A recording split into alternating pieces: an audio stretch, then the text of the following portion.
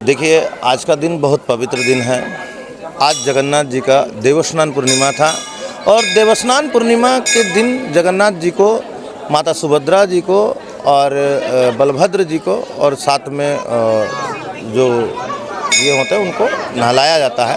और आज नहाने के बाद, आज आप जानते हैं बहुत पुरानी रीति है ये, नहाने के बाद उनको बुखार आता है और आज से 15 दिन तक वो अब अपने पट नहीं खोलेंगे और उनका दर्शन नहीं हो पाएगा क्योंकि उनको बुखारग्रस्त रहते हैं। और ठीक 15 दिन बाद अगले 26 तारीख को उनका बुखार छूटेगा और नेत्र उत्सव के दिन, 26 तारीख को नेत्र उत्सव है, उस दिन वो स्वयं उनका दर्शन कर पाएंगे सभी लोग और उनको उस दिन से पूजा प्रारंभ होगा।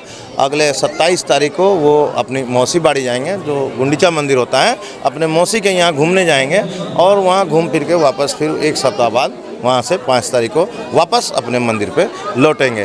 तो ये जो अक्षय तृतीया से शुरू होती है हमारी जो परंपरा है, जो जगन्नाथ संस्कृति है, उस संस्कृति के आधार पर ये पौराणिक मान्यता के हिसाब से यहाँ मनाया जाता है। जगन्नाथ जी का ये मंदिर सबसे पुरानी और भव्य मंदिर है इस पूरे झारखंड में, बिहार में। आप कहीं भी देखिए, पूरे बिहार झारखंड में ऐसी मंदिर अवस्थित कहीं भी नहीं है, इतनी पुरानी मंदिर नहीं है। और सबसे बड़ी चीज़ है कि यहाँ के जो हमारे जगन्नाथ जी हैं, जो सुभद्रा जी और बलभद्र जी का जो मूर्ति है, वो सबसे सुंदर मूर्ति में आता है। और इतना सुंदर मूर्ति आप देखिए, कहीं भी इतना सुंदर मूर्ति किसी कारीगर ने आज तक नहीं बनाया है। तो इसके साथ साथ नहले पे दहला इस बात का है कि इस बार प्रभु जगन्नाथ जी अपने नए रथ में रथारूढ़ होके यहाँ से अपने मौसी बाड़ी को जाएंगे। मतलब ऐसा होता है कि नई जो एक उत्सुकता है कि ये सब उन्हीं की इच्छा से है।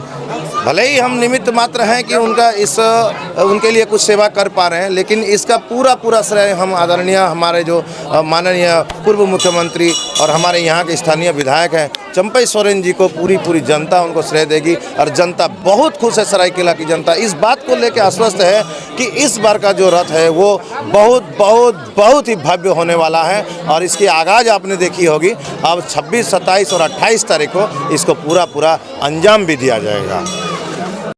आज देव स्नान के उपलक्ष्य पर जो स्नान होता है, इसका क्या परंपरा है और अभी इस समय में इसका क्या संदर्भ है?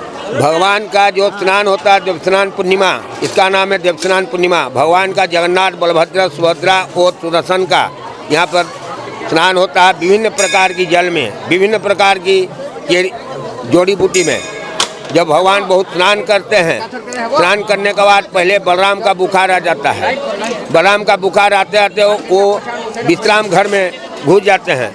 बलराम का जब कुछ देर का बाद फिर माँ भगवती सुभद्रा का फिर बुखार आ जाता है, वो भी अपना जगह में चले जाते हैं। उसका बाद भगवान जगन्नाथ का भी वैसे ही परिस्थिति है। नहा के नाना प्रकार का नदी में, अभी बाढ़ का समय है, बाढ़ में विभिन्न प्रकार का पानी में चेरी बूटी का सब बह के आता है।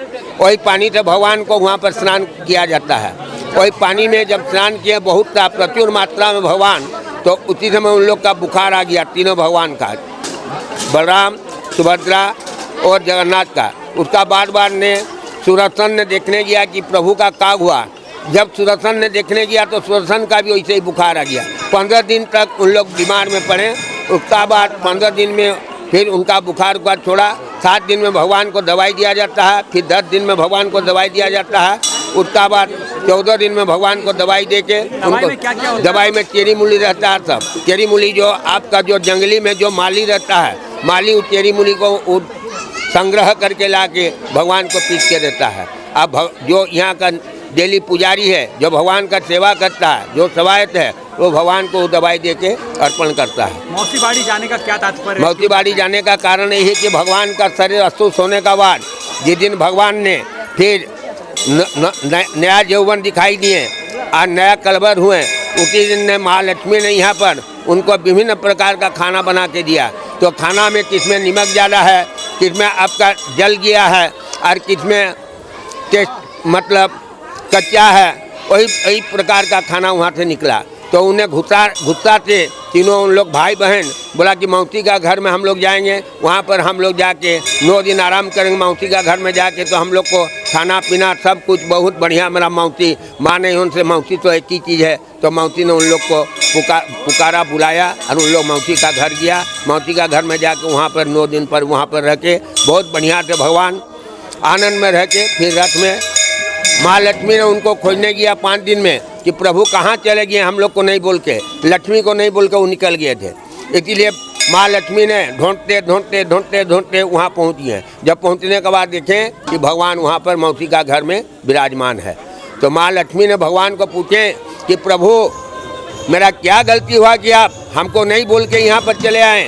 तो प्रभु ने बोला कि मौसी का घर में आके देखिए हम अस्तित्व में थे और हम लोग का शरीर कैसा हो गया, खा पी के हम लोग बुलंद है, इसीलिए मौसी का घर तुमको नहीं बोल के हम लोग चले आए हैं। तो प्रभु को ने निवेदन किया माँ लक्ष्मी कि प्रभु कब लौटिएगा आपका बड़ा देउल में, बड़ा मंदिर में कब लौटिएगा।